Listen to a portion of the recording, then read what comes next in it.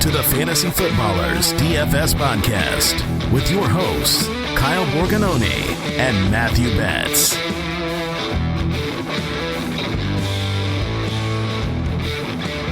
Welcome in, ladies and gentlemen. We call this month June.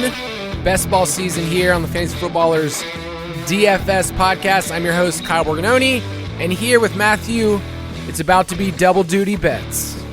That is right. This is, I think, my last show before I enter dad life. So yes, man, this is exciting times. We are very much looking forward to the next week or two and embracing the craziness that is coming our way.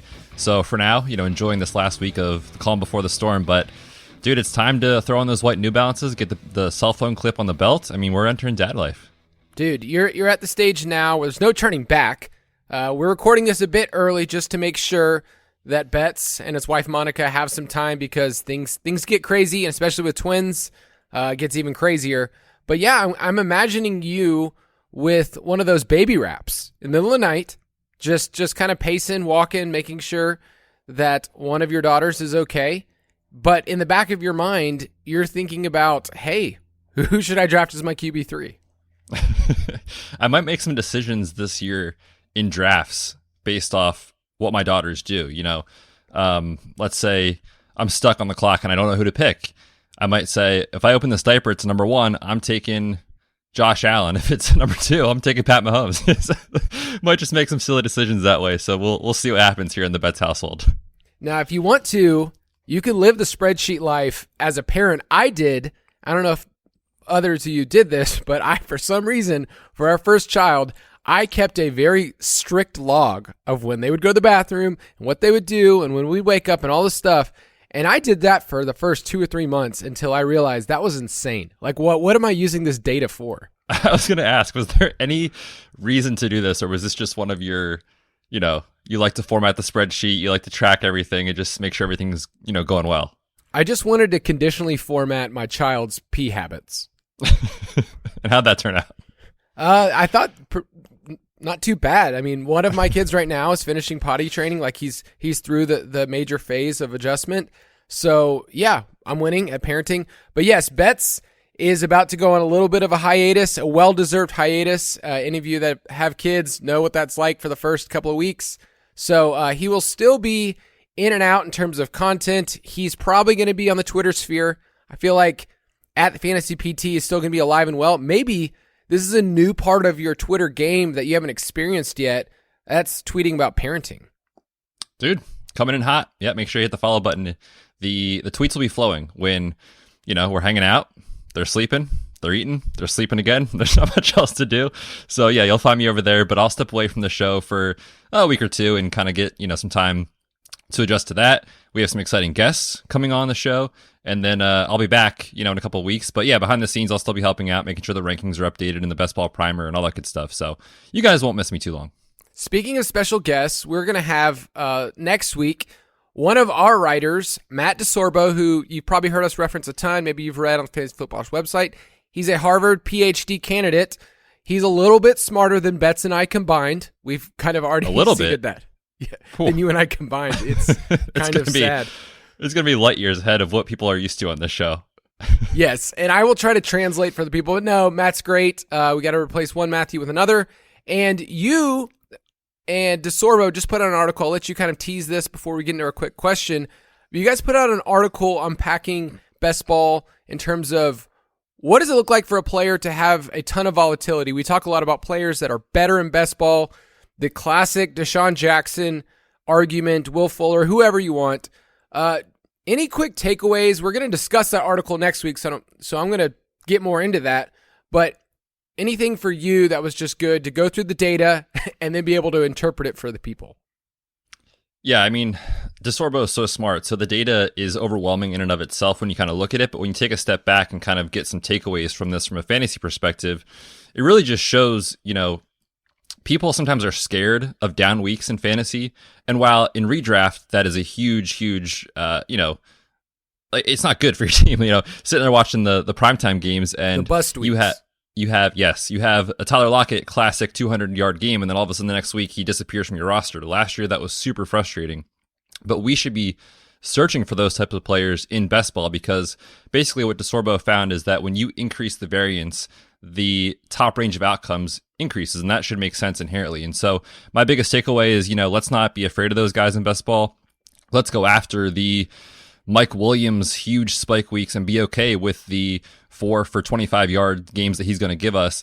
I'll take that over, Hunter Renfro's steady 5 for 60 that he might give us this year. So yeah, don't be afraid to chase those high-end outcomes. It will increase your win rate. And as we always talk about in best ball, if you finish fourth, it doesn't matter. You might as well finish last. So you got to finish in the top 3 if you want to get paid money. And if you're playing in Best Ball Mania, you got to finish in the top 2 if you want to advance. So don't be afraid to chase ceiling. Don't be scared of the floor.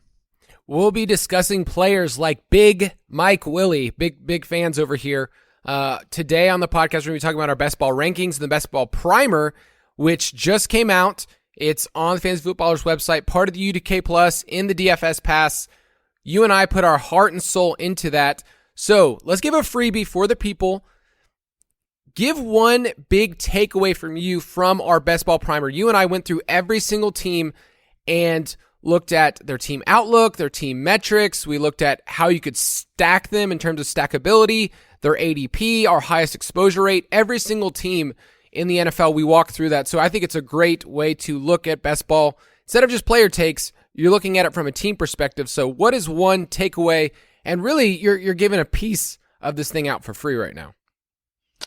Yes, the biggest takeaway that I found, I guess, not the biggest, but one of the biggest from the metric standpoint that we looked at, we want to be trying to attach ourselves to teams who have upside. And usually upside in fantasy comes from, pace of play, high volume of pass rate, and those sort of things. You don't want the slow offenses who are going to run the football. There's just not enough, upside and ceiling in those offenses typically, unless they're super, super, super efficient. So let's chase volume. Let's chase ceiling, as we just talked about.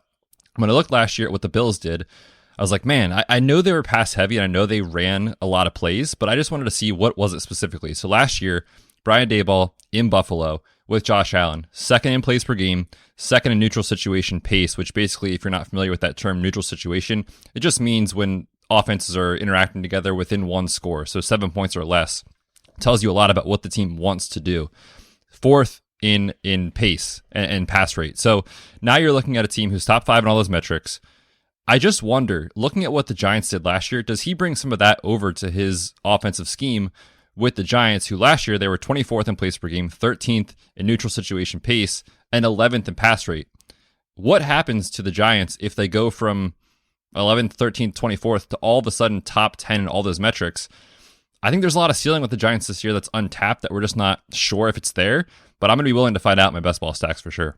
You and I have, weirdly enough, talked about the Giants this offseason, a team that we're high on in terms of the long shot What value. could go wrong? What could go wrong, right? It's Daniel Jones, right? So I'm looking at ADP right now. Daniel Jones is the QB 23. There is a wide range of outcomes with this player. I remember even in Dynasty, like, they didn't pick up his 5th-year option.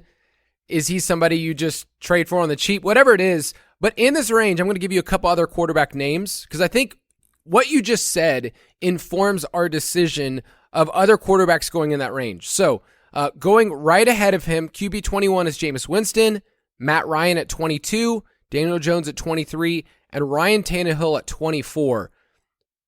Which of those quarterbacks do you think has a potential range to finish in the top 10? Yeah, no question it's Daniel Jones, because when you look at what it takes to finish in the top 10, you have to have probably 2 of 3 things. One of those is rushing ability. Matt Ryan's giving you a 0 there for sure. Ryan Tannehill can do that, but is he an elite runner of the football? Not necessarily. And Jameis Winston's coming off an ACL injury, so I don't think we're going to see much running from him. So give me the rushing upside. And then you have to have a ton of volume to get there. And if you're not going to have volume, you have to have an outlier efficiency season. I don't like betting on Ryan Tannehill to have that outlier efficiency season without A.J. Brown and with a rookie as his wide receiver 1. Jameis Winston's got question marks with the wide receiver room in New Orleans. And so Matt Ryan is, I think, a guy who I like to finish in the top 15, 16, 17 of quarterbacks, but do they have top 10 ceiling? No. I think Daniel Jones does. Is it a likely outcome based off what we've seen? Probably not, but I'm willing to take him at that ADP because, as we'll talk about in a second, opportunity cost matters a lot in best ball. When you take a guy in round 14 or 15, he doesn't have to do as much for you as he does if you take him in round 2. So opportunity cost is low. Names around him don't have the upside. I will invest in an offensive scheme that we trust and should run a ton of plays and throw the ball a lot. And just for reference, the Giants' schedule at the end of the season, week 15 is at Washington, week 16 at Minnesota, and week 17 is at home against the Colts, which could be a really fun game. So keep all of that in mind when you're thinking of Daniel Jones and you're thinking of the Giants, the team that I know every single person wants to put their hard-earned money on.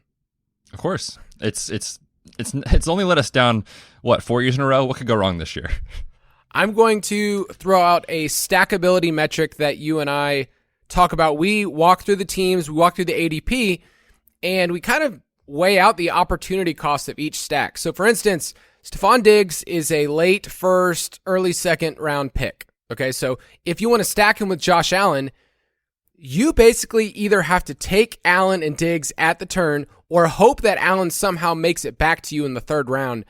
It's a very high cost for what you need to do. So we kind of weigh out, hey, here's what needs to happen in order for Josh Allen, Stephon Diggs, and that stack to work out. Or you get Josh Allen, you kind of move further on. Each team we do that, I'm going to lay out the Cardinals because it's a team that we're a little bit lower on. I said that I've already taken the under on their 9.5. We have DeAndre Hopkins way lower than his ADP. Like, I personally don't want people to draft DeAndre Hopkins. Is that how you feel? Yeah, I mean, it's one of those things that, like, if he falls to a certain point, I will take him. But at the same time, he's missing 6 games. And then also, that doesn't even include the bye week. So he's going to miss 7 games this year. And in best ball, like, you need players that have access to ceiling every week, and he is giving you a 0 7 weeks this year. So I don't mind taking a shot if you hit on some early guys or something like that, or some late round kind of sleepers in like Best Ball Mania, sure. But in your standard 12-team leagues, not very much interested this year in DeAndre Hopkins. So right now, if you want the Hollywood Brown, Kyler Murray stack, you basically have to take them back-to-back in the 4th and 5th round, which I think is a very high cost for something we haven't seen yet. Yes, they played together in college. We like Hollywood in redraft. I feel like he's somebody that we're really, high on here at Fantasy Footballers, but I'm much lower on Kyler. You have to take your shot on the secondary options on this team. And last year, the highest upside stacks that you could find in best ball, here's the ones that had the highest playoff advance rate. It was finding the quarterback 1, so Kyler Murray, the RB2, and the wide receiver 2. So I'm going to ask you this question, Betz. Who is the wide receiver 2 on this team? Zach Ertz? I'm not sure, to be honest. I mean, maybe Rondale, maybe AJ Green, Antoine Wesley, DeAndre Hopkins when he comes back. Who the heck knows, man? It's a guessing game for me. So when I look at this stack, there's just so much downside. James Conner, I think, is going to be another great redraft pick. He's going a little bit lower than I think he should, but you need 15 touchdowns. Again, he had 18 last year, but you need a monster total from James Conner to return value, and I just don't think that with the weapons, with Hopkins' suspension, that you're going to get that. So this is a team that you and I, or at least I know I'm much lower. It's going to be one of my lower exposure stacks. I don't mind mixing in a Rondale Moore if you think he's going to be the wide receiver 2, but on this team, like, Zach Ertz isn't a player that I'm really high on. I don't think he can be a huge win rate player. So yeah, Cardinals overall are a stack that I would say you want to have lower exposure on. Any last Cardinals thoughts? I think the tricky thing about the Cardinals, too, especially when you're looking at these tournaments, is that, all of their players who have paths to producing are being taken. Like, there's no one going in like round 18 or later that you can get really sneaky with, because we know where the ball is going, and those options are so low upside. Like Antoine Wesley, AJ Green, like those kind of players just don't feel like real difference makers that you could get at the end of your draft. So I'm with you because of the fact that it's going to be so popular, and you do have to invest a lot in that Marquise Brown Kyler stack. I'll have a little bit of that in, my kind of portfolio throughout the summer, but I'm not targeting it by any means right now. Now, I will say, if there is one player that I'm interested in this team, it's Darrell Williams. His ADP right now is 184. Since he's signed with them, it's steadily gone up, and I think it will continue to go up, like, and maybe in the 140s range. So Darrell Williams as an RB4 for your team feels great because you've seen the upside. We talked about him last episode. He had the 12th most targets at the running back position. He had a monster week 17 that won people championships. So, yes, Darrell Williams, that's probably at my highest exposure. Same. Yep, yeah. I'm in on Darrell for sure. All right, let's get in a little bit further and talk about these best ball rankings. Best Ball Bonanza. Last episode, we opened up best ball season, summer of best ball, talking about strategy, a little bit more about win rates, and some of the big takeaways we had from this past year. We are turning the page and looking forward because we know you are out there, you're mowing the lawn, you're doing whatever you need to do, and you want rankings. That's what people are always thirsty for. The problem with best ball rankings, I can just be honest, and maybe Betz can back me up here, is you kind of have to put together a really big list because, there's 215 plus draft spots that people are drafting in. We put out a top 300, but when you start getting close to 300, it is gross.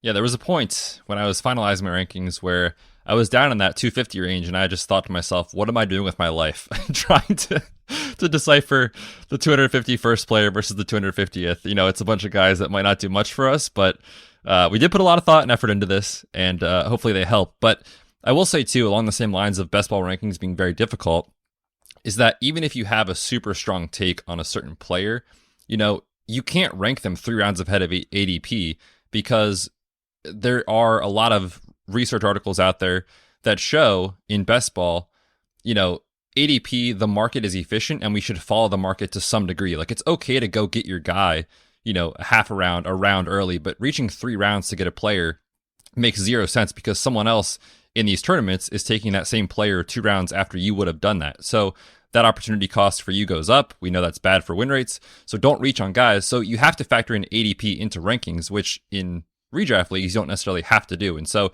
it's kind of a tricky balance that I do factor ADP into my rankings for sure. Yes, you don't want to reach to the point where you are battling out think about it. You're battling somebody else's round 18 player with the player you took in round 15. So for instance, the Ravens wide receiver 2 is kind of a mystery right now. Like, is it Devin Duvernay, who you and I would probably say that's my betting favorite? Is it Tylan Wallace? Is it James Brochet? Take your dart throw at the end of your draft, but if you're saying it's Devin Duvernay and you're taking him in the 15th round, you are up against it because it's not clear what that is, and honestly, you could probably get him round 17, round 18, no matter what. So we'll be talking about that. Keep in mind with best ball, we're talking about opportunity cost. What does it cost you based on the player's ADP? So, if you're taking a tight end in round 2, this is what it is costing you, another wide receiver or another running back in that range. Positionally, you also have to think how they fit in your rosters and how unique your roster is in terms of a large field tournament. We talk about that a lot with Best Ball Mania. Stackability, who are you stacking your players with? When are you stacking them? And a range of outcomes. I think that's what we'll discuss a lot today is what are the range of outcomes for some of these players that you and I are higher or lower than ADP? What is their floor? What is their ceiling? And what are we looking at for week 17? So let's start with quarterbacks. There's a quarterback that you're higher on in ADP. It's Lamar Jackson. Why are you high on this guy? I know we're high on the Ravens in general, but for best ball purposes, would you take him ahead of his QB4 ADP? So this is a tricky conversation because in my rankings, I do have him QB2 this year behind only Josh Allen. That's and hot. I was it's pretty hot, man. I was pretty high on Lamar last year. That seemed to be working out for most of the year until the injury. But I want to point people back to, again, what he was doing before injury and, of course, over the last 2 or 3 years. Last year, he led all NFL QBs in rushing yards per game by a pretty wide margin over Josh Allen and Jalen Hurts. So when you're thinking about ceiling and best ball, I want those guys who can give you those 100-yard games on the ground and a rushing score in addition to whatever they do with their arm. And so Lamar is one of few QBs that each week can win you a week, in redraft leagues and certainly help you get there in best ball. So I'm higher on him for that reason. I think they're going to come back to less passing, but more running, and that means more rush attempts, I think, for Lamar Jackson this year. Losing Hollywood Brown certainly isn't great, but I believe, Rashad Bateman can step up into that role and help. Now, I have him ranked there, but I want to put some context around this. So Lamar Jackson is a guy who is going in most of the time. Last time I looked, it was like top 45 picks usually. And so that is a massive opportunity cost to pay for a quarterback. Last year, people were, all about taking Pat Mahomes in those top 3 rounds, sometimes even early 4th. And I went back and looked at the data from Best Ball Mania last season. And actually the highest advance rates came when quarterbacks were taken between rounds 6 and 10. So kind of that like tier 2, tier 3 quarterback, because what you're saying when you're taking Lamar Jackson there is that you're passing on elite running back and elite wide receiver, or if you prefer tight end, those 3 positions. So to answer your question, am I taking him in the top 40? I am not actively targeting him. That said, if I see him fall past his ADP, which I have a couple times, I will happily grab him again because I do have him ranked there, but it's tough, the opportunity cost. You're passing on those top tier wide receivers that we know have a high win rate usually in those rounds 3, 4, 5 type range. Yeah, that range you spoke of in terms of the win rates last year, like you're looking at pick 60, to pick 100, 120, something like that. Like there's just a lot of guys I love in that range where I've already built out a solid core of my team and I still have stacking options. So, once you get past Joe Burrow, who's QB7, you have Tom Brady, Russell Wilson, who I think is in a great sweet spot where you can get other Broncos pieces and stack him. You have Dak Prescott all the way down at QB10, which is pretty low for Dak, I would say.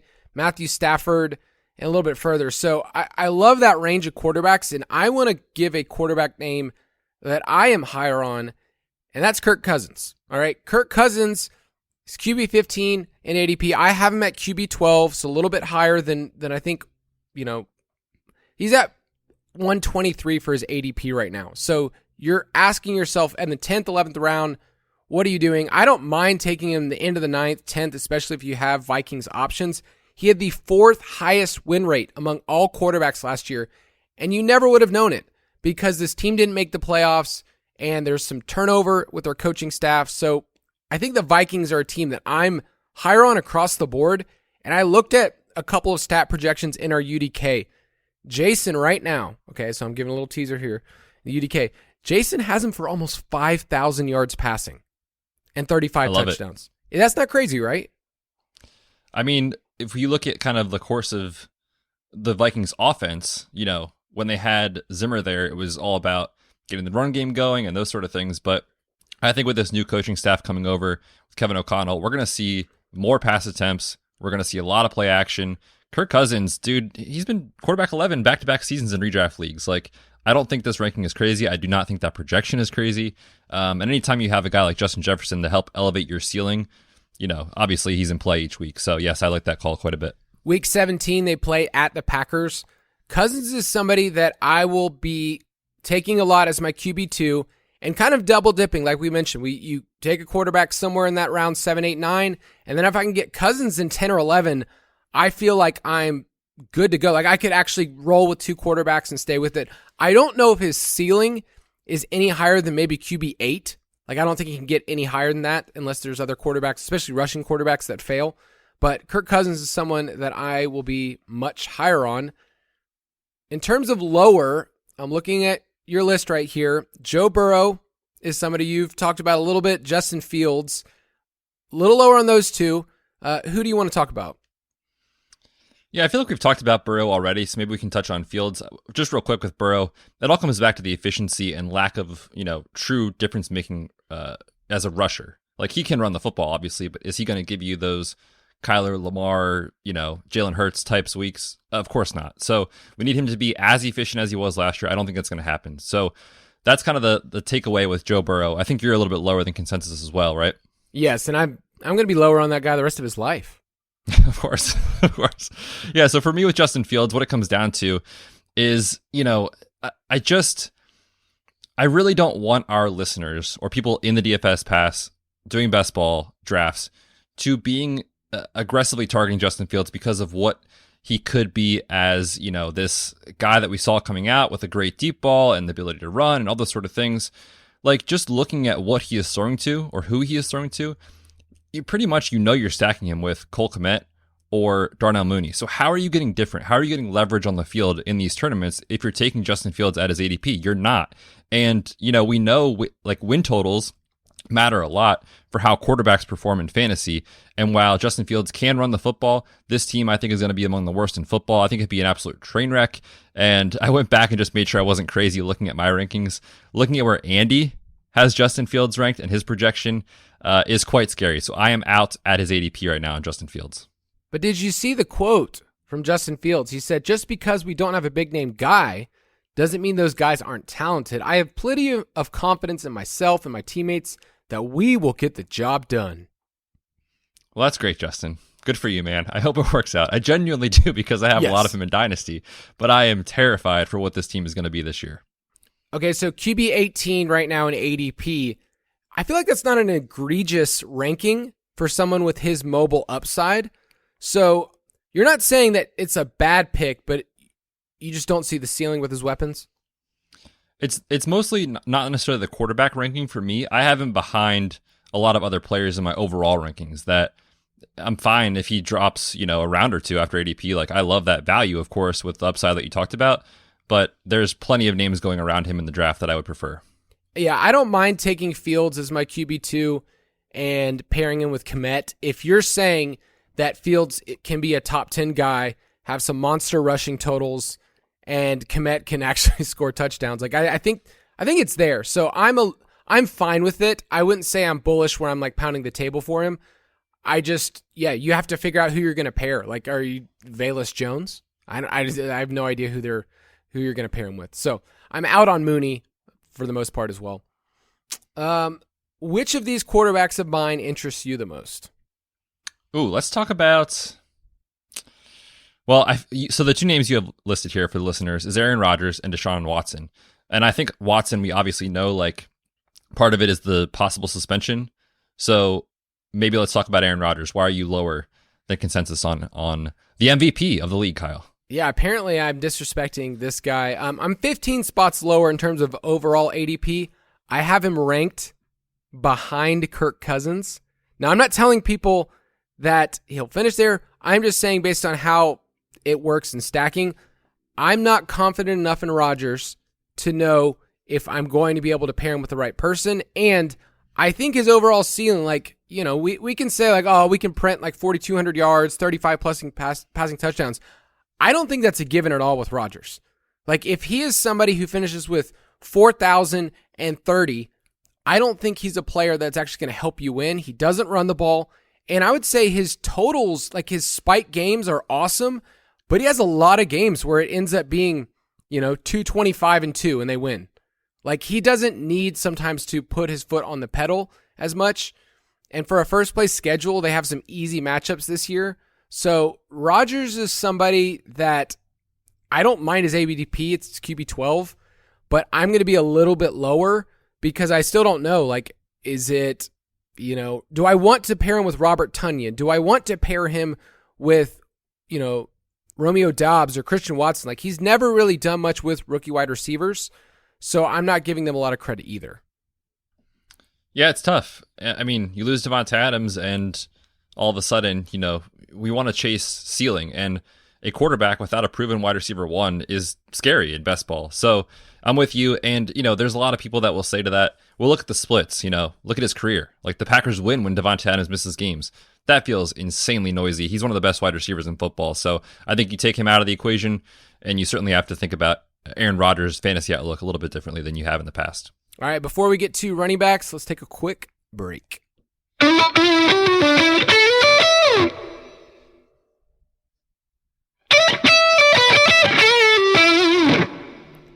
right, let's talk about running backs and some players that you and I are higher or lower in ADP. We could just stop right here and talk about Aaron Jones for an entire episode, but people have heard that, and they've heard it again and again. We love Aaron Jones. We love his pass-catching upside. We love that where you can get him basically in the third, fourth round. It's kind of crazy. So we'll spare people from that. Talk to me about Melvin Gordon. I'm scared to click the button because he's the RB2 on his team. He's RB2 in ADP. He's old, and there's just so many routes where I'm like, am I going to get enough value? Am I going to get enough spike weeks? Last year, he was a valuable RB2 in redraft where you could plug him in and get those types of numbers. Am I going to get any spike weeks from this guy where he could actually help my team? Yeah, I think for Melvin Gordon, it really just comes down to his price relative to draft cost and your roster build. So if you are a team that has a couple of studs in the first 2 rounds, you went, I don't know, give me a couple names. You went Najee and Joe Mixon or something like that. I'm not taking Melvin Gordon. I'm counting on those scores from my early rounds. But if you go wide receiver early and you're building a 0 RB team, I talked about this in the article with DeSorbo. Like, I don't want these third down types of backs that are going to give me 8 to 10 points here and there in these tournaments, specifically is what I'm talking about. I want running backs that go in this range that can give you legitimate 3-down roles as a workhorse and who we've seen be insanely successful in the past. And that is Melvin Gordon to a T if anything should happen to Javonte Williams. So I'm more high on him because I think, that outlook as far as his archetype is better than someone else if you're kind of trying to shoot for the ceiling and shoot for the moon in these roster builds. That said, of course, I'm not going to aggressively target him ahead of ADP just because I am ahead of him on ADP if I already have early running backs on my team. So he kind of fits that, 0 RB type build for me. He also goes in a range where last year that was an insane sweet spot if you went either 0 RB or what people often refer to as hero RB, where you take 1 early and don't take 1 for 6 or 7 rounds. Those RBs that go in rounds 8, 9, 10, 11, the win rates in the last couple seasons have been really, really good, and that's where he's going. So it's a great offense. He still showed last year he can be productive for fantasy. If anything happens to Javonte, obviously he's in a prime position to outperform his ADP. Gordon has 9+ touchdowns in 6 straight seasons. Pretty wild how consistent of a guy he was, considering he didn't score a touchdown his rookie year. But he's been a touchdown machine ever since, and it's just an offense we want to buy into with Russell Wilson. So across the board, I think it's a good value pick, and I like that what you're mentioning. Like, if you're going wide receiver early, it's there, and if something were to happen with Javonte, you're getting somebody who can be a monster. Their playoff schedule is at home against the Cardinals, on the road against the Rams, and on the road against the Chiefs. Like, I feel like they're going to have to put up some major points in those games. So the Broncos are a team I'm targeting across the board. Are you lower on Javonte, considering how you feel about Gordon, or are those just mutually exclusive? Not a big deal. No, they're exclusive. I'm right in line with ADP on Javonte. I've taken him a couple times, and like you said, I love the Broncos this year for not only the upside they provide, but the value that they provide in drafts. You don't have to take a lot of these guys super high, so it's a great team to target. Yeah, I'm in a draft where I have Tim Patrick on the team, but the team right next to me loaded up on Broncos. Like, they have Judy, they have Sutton, Alberto, Russell Wilson, and I was just looking at that team. I was like, wow, that, you know what? None of those guys were too expensive. Like, you got to take Judy in like the 4th round, but other than that, it's kind of nice. And Russ, you've always been a big Russ fan. I think with the change of scenery, that's just an added variable. But if you're getting him as your QB1 in the 8th round, like that's cooking with gas. I like it. Names that I'm higher on. Am I crazy to put CMC as my 101? No. I mean, he's going as a 102, right? So, like, he'll dip into 103 world. Yeah. I don't know if there's much to say about him that I really think is valuable for people to hear. I have him right there with you. I think I'm at 102, so I have him right behind Jonathan Taylor. But if anyone wanted him at 101, do it. It's not going to, change your win rate very much. The guy that I think is interesting to talk about, though, is Alvin Kamara. He kind of feels like no man's land this year. We've seen him be insanely productive, but now people are kind of maybe scared off of the Saints offense. There's maybe the off the field legal possible situation looming. So what are you doing with Alvin Kamara? Where do you have him? Yeah, I have him much higher. His ADP is 20.6, and I have him rated as an RB1, which, he's really not in ADP. I have him at 8th overall. The best part is you do not have to take him there at all. Like, he's showing up in my rankings. If I'm just drafting from my rankings, you can do that in the best ball, rankings. You can look at Betz and I's rankings, draft from that. I mean, I can get him in the end of the 2nd round with a player with his upside. I have no idea with Michael Thomas what is happening. So there's just so many reasons to like Alvin Kamara, especially after last season where they had a carousel at quarterbacks, right? They ended up having to play Ian Book one week, and we all laughed at him. And the touchdown numbers were so much lower than what we're used to seeing from Alvin Kamara.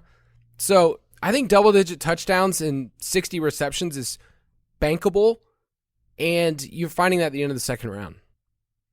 Yeah, it kind of feels like, like last year, the Aaron Jones pick in the second round, it was like, this guy has paths to insane touchdown, efficiency on a good offense with a good, quarterback and offensive line, all those sort of things. And while, Jameis is an elite, he can get the job done and move the football. And the offensive line for the Saints, we talked about in, the NFL draft process, just so many injuries last year. Like if that team finds the right side of variance on the offensive line, I think that touchdown efficiency comes back up for Kamara. My only thing with Kamara right now is that I'm kind of wondering what his ADP does this offseason, because I think, and we can even talk about this in a minute with Michael Thomas, I think those two correlate in a way. So if people start to kind of sour on Michael Thomas, they might talk themselves into Alvin Kamara and his ADP could skyrocket. So I would say if you want your Alvin Kamara exposure, the time to get it is now before his ADP climbs. No, I love it. And I mentioned, I think week before, I have a team that started CMC at the 102 and then had a Kamara coming all the way back. So I love that. I didn't have to touch running back for forever after that. And I'm banking on those two players being, elite pass catching running backs. The backup also is a wild conversation. So I think Mark Ingram would be the obvious choice. His ADP is 212. And the other running back that has significant ADP is their undrafted free agent Abram Smith, who's, basically a dart throw at the very end. So no one knows what to do with the rest of the Saints. If you want to take a shot at one of those guys at the end, I would rather, maybe take Smith, but it's Ingram's done. He's a hype man, and we don't get points for that in best ball. Unfortunately not. No. Unfortunately not. That would be nice. Lower than ADP, you and I have a couple of names that are glaring. I wanted to make sure we talked about them. So we have Najee Harris, talked about him last week, and Nick Chubb. I want to see if we have the same reasonings here. So Nick Chubb, why are you lower on him? So I want to put this out there. Nick Chubb is a phenomenal player. I love Nick Chubb. In my opinion, the best runner of the football in the league. Not necessarily the best fantasy running back, but runner of the football. The dude is a monster. But you have to look at this offense and change how you think about it. I believe with Deshaun Watson coming over, signing that obscene, fully guaranteed contract, they are not going to employ the same offense as they did when Baker Mayfield was the quarterback. Otherwise, why would you bring him in and pay him that money? Now, don't get me wrong. Nick Chubb is still going to be, I think, good. Is he going to be giving you elite numbers? I'm not sure. I think we're going to see more passing. And also, with running backs, like I am chasing running backs who have pass catching ability and upside. And we've seen a couple games here and there from Nick Chubb where he can catch the football, but that is not what you would project for him and from a median outlook perspective. And so I'm generally lower on non-pass catchers, and to me, that's exactly what Nick Chubb is. Yes, I'm lower on him. I'm lower on Kareem Hunt, because there's a lot of variables. I understand the upside with a player like that, and I understand, but you're banking on him being a valuable player, when Deshaun Watson has never historically thrown to the running back position. I have this stat in the Ultimate Draft Kit if you want it. But during his 3 full seasons as the Texans starting quarterbacks, remember that first year as a rookie, he got hurt. Watson targeted the running back position 14.7% of the time. That's dead last in the NFL over the last 5 years. So Deshaun Watson's a player that we know because he's mobile, doesn't throw as much to the running back position. He's never done it. And you're banking on both of those guys continuing to be the centerpiece of the offense when I think it's going to transition. So Browns running backs overall, I'm pretty low on. I would love, to have Nick Chubb on my real life team. If I was, a Browns fan, love it. He's awesome. But for best ball at RB12, I just don't see what he's going to do. Like I need him to put up 15 rushing touchdowns. And I don't know. What's Nick Chubb's ceiling to you? RB7. Yeah, and that sounds great, but I don't know if it's going to be an otherworldly season because you just don't have any pass catching work at all. Yep. Talk to me about Derrick Henry, because you're a little bit lower than the ADP, and are you terrified? Well, before we move on to that real quick, with the running backs for Cleveland, I love taking a shot on Dearness Johnson late in drafts. He goes undrafted in a lot of my drafts. There is 0 dead cap currently for Kareem Hunt if the team decides to move on from him. If Kareem Hunt gets cut or traded, his ADP is going to skyrocket. So, yeah, give me Dearness Johnson as a dart throw when you're not drafting Kareem Hunt or Nick Chubb. Just want to put that out there. Yeah, the big dog, it is so scary to say these words out loud. I am lower than consensus on Derrick Henry. We are talking about a running back who is very quickly hitting that point in their career where we see production not just slowly dip off, but literally fall off the cliff. And he is going to get a ton of work. I'm just not sure how good this team is going to be. So, you're, again, relying on a non-pass catching running back in Derrick Henry, who, the Titans are a team I think I'm a little bit lower on just because, you lose a key piece in A.J. Brown. You bring in 30-year-old Robert Woods off the ACL. You take Treylon Burks, who's a bit of a raw wide receiver prospect. And how do they move the ball? It's, of course, Derrick Henry, right? Hand it off over and over and over again. But that is just insanely inefficient. And so I'm lower on the Titans. I'm lower on a running back who is at the point in their career where, you have genuine concerns about if he can get back to that true ceiling coming off the foot fracture from a year ago. His ADP is 6.6. I, too, have him ranked a little bit lower. So I have players like Dalvin Cook and Austin Eckler going ahead of him just because of their pass catching work. Henry is more of a later first round pick for me. I'm not saying let's do anything away from him. Like we're splitting hairs here of the best of the best, but based on your ADP, I'm assuming you won't have a ton of teams where he's on them.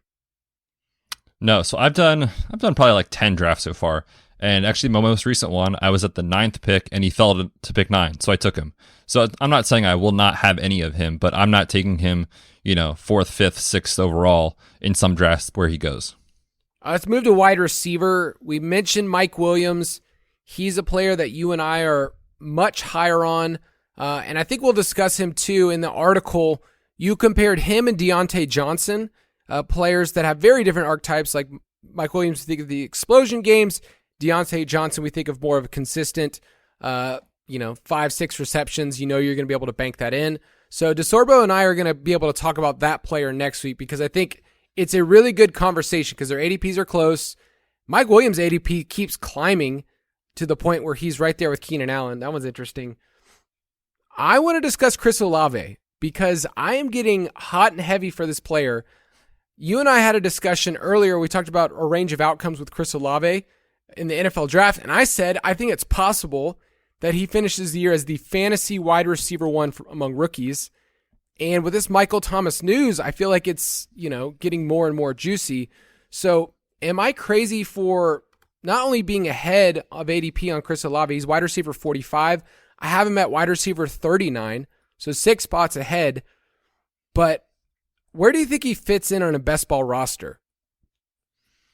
So we know rookies in general tend to have their best games as the season goes on. So if you're asking me which week do I think a rookie breaks out, if it's week 8 versus week 1, I'll pick week 8 every time. We generally see that unless your name is Jamar Chase and Kyle Pitts.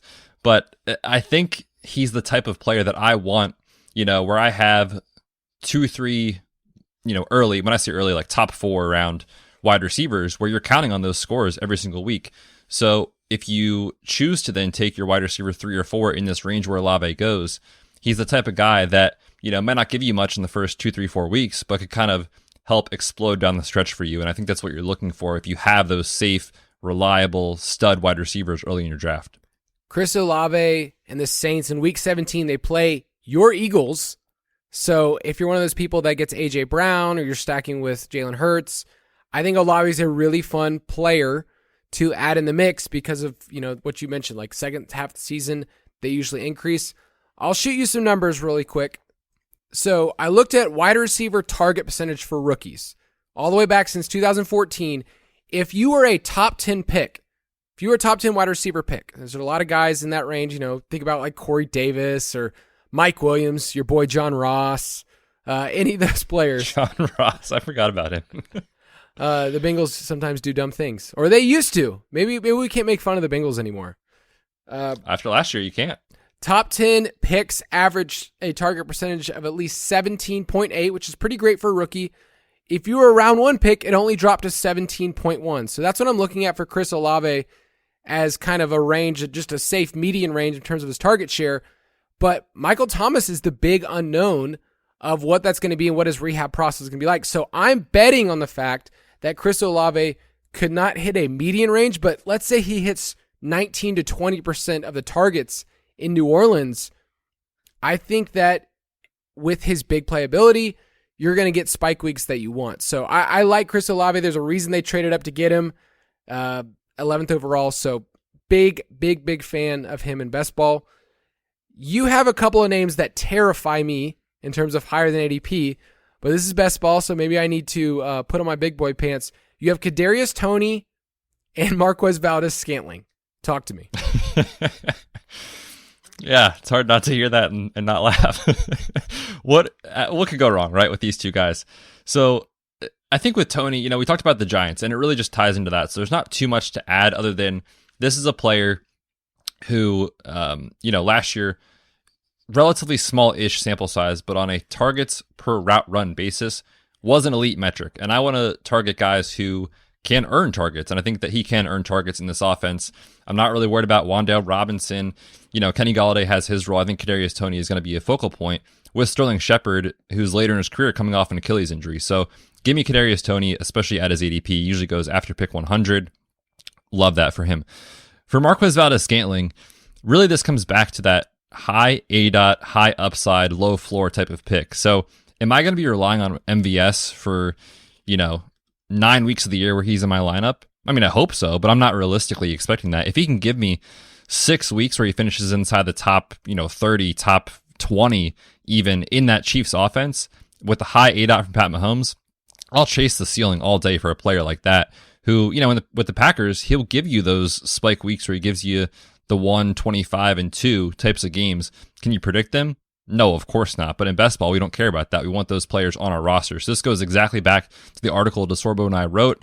I'm chasing those archetypes this year, and Marquez Valdes-Scantling, who got way more money than Juju Smith-Schuster, is a focal point and a crucial point, I think, a crucial player, I should say, based off the money to this offense. So he's going to play every down on the perimeter with Pat Mahomes. I think in terms of game theory, the Chiefs are one of the most intriguing best ball conversations this year because it's clear who the two best pieces are of that team in terms of Kelce and Mahomes, but where do you go from there is what I like. I had a draft where this is just a 12 team, so not like a big tournament, where Mahomes fell into the 5th round, and I took him. All right, so I wasn't planning on it at all, taking Mahomes, but he fell a good 15 picks later than what he normally does. And so I have Mahomes on that team in the middle of the draft, and I'm asking myself, who am I going to stack this guy? Because I didn't get Kelce, but I thought the value was there where I could figure out what the other pieces are. So I'll probably take, I'll probably go with either one of the running backs, Ronald Jones or CEH, and take a stab at one of the wide receivers. But it also could just be a trap because we want this offense to be good, and I think it can be good, but I don't know if either of the wide receivers are going to be awesome for best ball. So who knows? Yeah. I mean, the nice thing about it is their opportunity cost is so low that, you don't have to have them be elite options. They can be, wide receiver 3 types and be fine. Lower in the ADP, we've mentioned Michael Thomas as somebody that, we're like, I don't know what to do with. Last year, if you went for Michael Thomas, it was the death trap because you kept waiting and waiting and waiting for him to return. I remember in best ball, his ADP kept dropping, and so we had the conversation last year like, oh, well, if you get him in the 10th round, you get him in the 11th round, like what's it going to be? And it ended up being a fat 0 on your roster. So, yeah, Michael Thomas, we're a little bit lower. Can we talk about Deebo Samuel for a second? I'm lower. Please. His ADP is 17.4. I have him ranked at 29th overall. That is way lower. In terms of wide receiver ranking, I have him outside of the wide receiver 1 range for best ball. Is that egregious?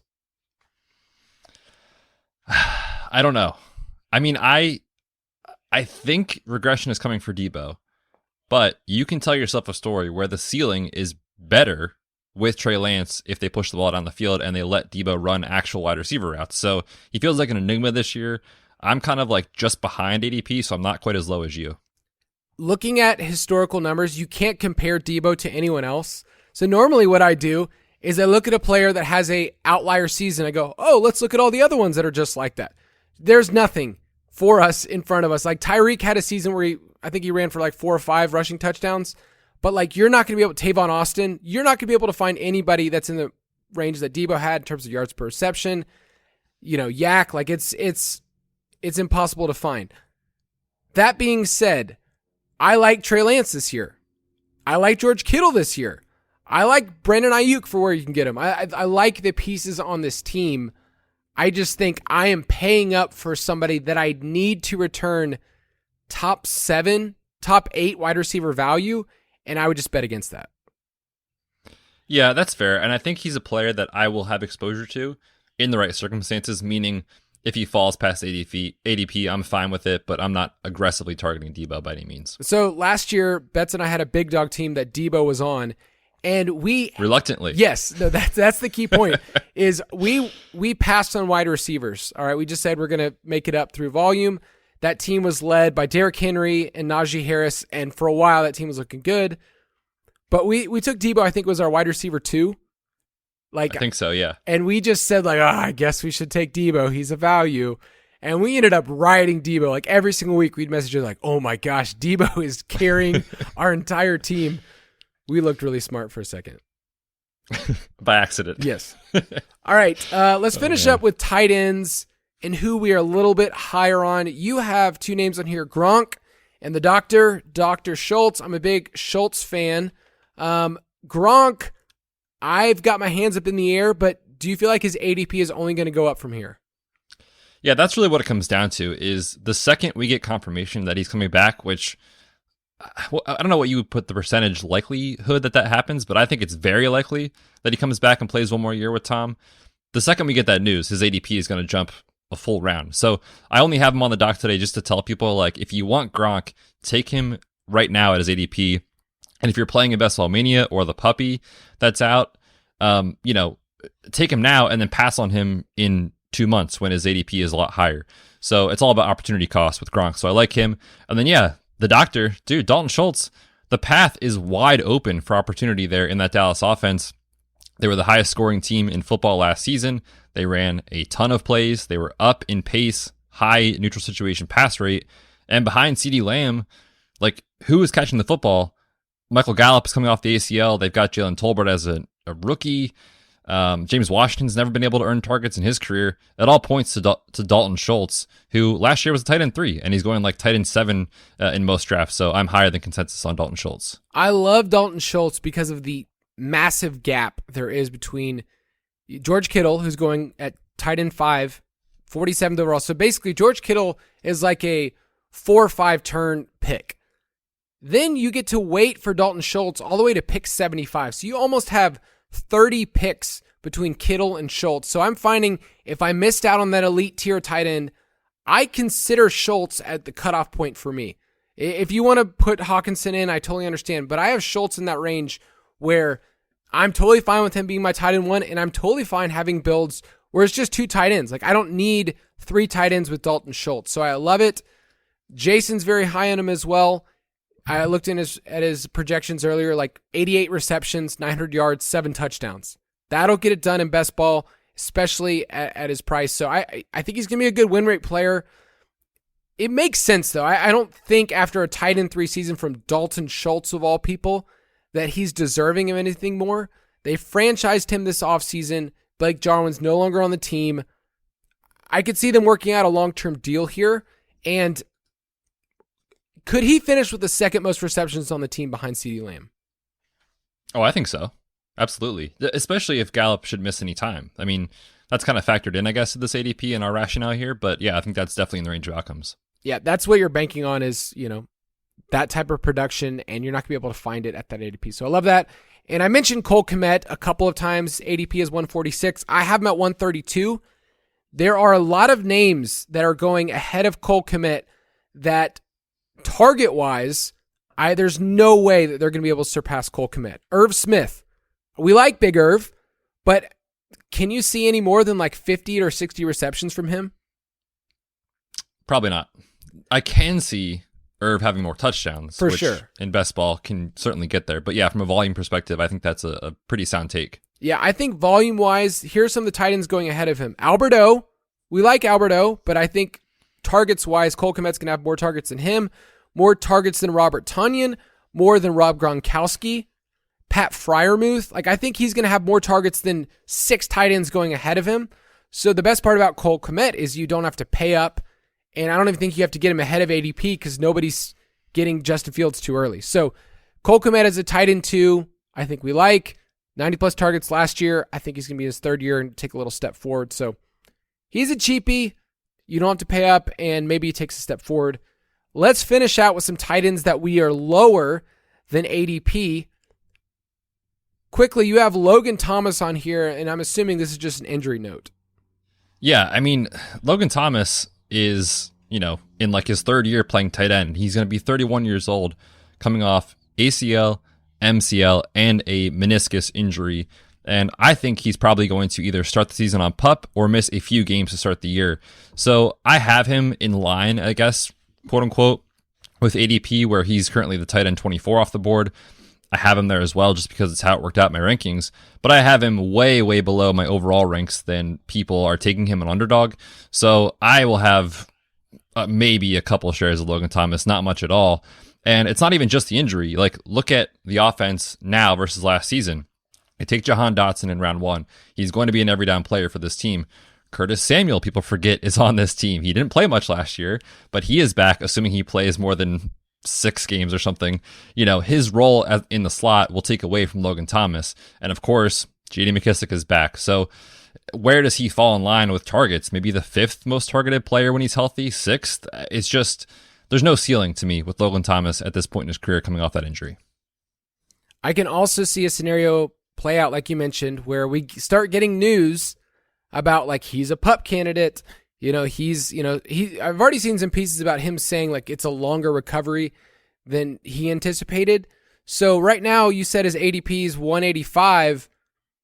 When you get some of these pieces, he will end up being in the 200s. Oh yeah. So there's no point of drafting him now. I get it if you want to wait and you want to throw a dart at the very end of the year, end of your drafts, and just say Carson Wentz targets the tight end position. But yeah, there's way more players involved than what we've seen in the past. So Logan Thomas is a player I'll have almost no exposure to. A player that I'm really sad about having very little exposure, that you are also lower on, is DeMuth. Is he not going to be Luth this year? With a rookie quarterback, I want him to. Because you have that Pennsylvania connection. That is pretty cool. If you're a Steelers fan and you have Kenny Pickett from Pitt, you have Pat Freiermuth from Penn State, dude, that's awesome. I'm kind of jealous for having that hometown love, but it's really hard for me to project the Steelers as a team. I want to be high on their pass catching options because of what we know rookie quarterbacks do. They can't sustain high-end production across the board. I think Freiermuth, I don't think he's going to catch as many touchdowns as he did this past year, so I am a little bit lower. How do you feel about your boy? Yeah, I think he's a screaming touchdown regression candidate when you look at where he kind of fell in the pecking order of targets among the position and then touchdown production. Almost all of his fantasy production came from touchdowns. And, if you think the Steelers are going to be better than Vegas says with their win total, then sure, take Pat Freiermuth. But yeah, you're talking about Deontay Johnson, Najee Harris, Chase Claypool, all commanding targets. And then as well, if George Pickens works his way in the rotation, can Kenny Pickett support that type of touchdown production that we need from Pat Freiermuth if he's not going to get targets? So yeah, he's a tough player to take at his ADP. So for that reason, we're both lower than consensus. Yep, tied in 11 right now. That is way too rich for me. I would gladly take a shot on players after him. So Mike Gesicki, if you're stacking Dolphins and you say Tua is going to go off. We mentioned Rob Gronkowski, Irv Smith, Cole Kmet. I would take all those guys. And then another name I just need to throw out there because I'm still processing how to handle, but David Njoku, tight end 19, he's only going to go up from here. So if you try to draft David Njoku now, like you're battling against people that got David Njoku as tight end 24 or whatever a couple weeks ago. He's another name just to monitor. But yeah, there's some fun names. I think usually we say, hey, there's 5 or 6 tight ends and everybody else stinks. I think there's enough names where if you miss out and you can cobble together 2 or 3 tight ends at the end of your roster, I think that your roster construction is going to be different and you can piece it together. But no guarantees, of course, with tight end. But Pat Freiermuth, sadly, we are lower. We're lower as a show, too. I looked at our projections. He might not be Luth this year. That's sad. I hope for the sake of the show, though, that he is, and we're just wrong. Well, that's the best part about fantasy football and fantasy footballers in general, our shows, is you root for the people, but we're honest. But for me, it's all about just hitting drops. Like whenever we talk about Michael Pittman, just as a little behind the scenes thought, whenever we are in the studio and the guys are talking about Michael Pittman, every time I say, hit that drop, hit that Pity City drop every single time, because you Pity City, I don't know if people know this or if they're old enough to remember, that started from this show. I know. Yes, it did. Yes, it did. Don't let anyone forget that. No, and Mike will readily admit that one of the best drops on the show, one of the best nicknames on the show now that he loves, Pity City, was originally a DFS creation. So we got one thing, people. We got one thing over the main show. That's about it. But we are going to sign off and give Betz a warm, get some sleep, buddy. Hope that you learn to live a different life as a dad. I won't have a choice, man. It's going to happen in the next couple of days. I'll miss you guys. You're in good hands until I'm back. Like I said, I'll be behind the scenes working on some stuff, but I'll be back on the show in a couple of weeks. Until then, take care and mow your lawn.